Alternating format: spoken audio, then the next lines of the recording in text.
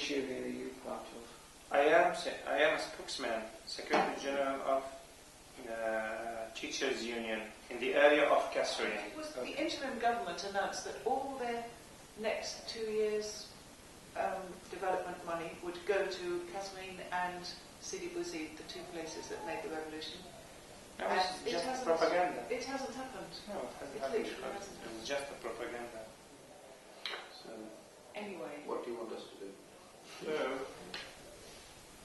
Social conditions in Tunisia before the uprising were very bad. Unfortunately, after the uprising, after the revolution,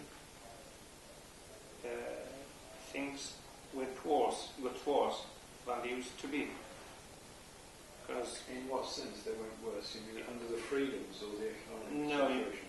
Economic and social situations. Because the number of unemployed people has increased. The interim government negotiated with several of the professional associations and unions and made a plan, and then the present government has refused. They've just said they're not going to improve salaries, they're not going to improve conditions at all. Very big public sector of employment in Tunisia.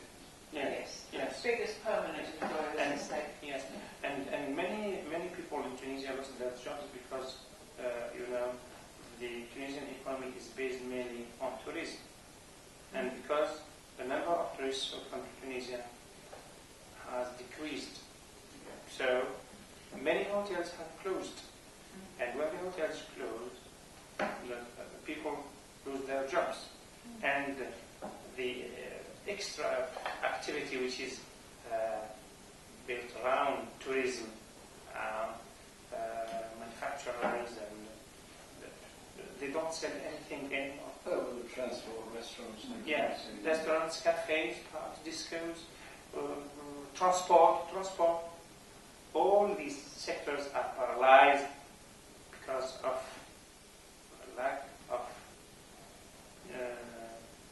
tourists coming to the country. And is the loss of tourism a combination of the economic downturn in Europe, but also the image of Tunisia on the basis of security for tourists? Yes, that's true. What are the economic alternatives to tourism? Yes. Tourism is always a high-risk industry to be entered. It's never a good idea. I've said the same to Cubans and other people. If you build your economy on tourism, then it's a very fickle thing. I think a better idea is to focus on agriculture and industry.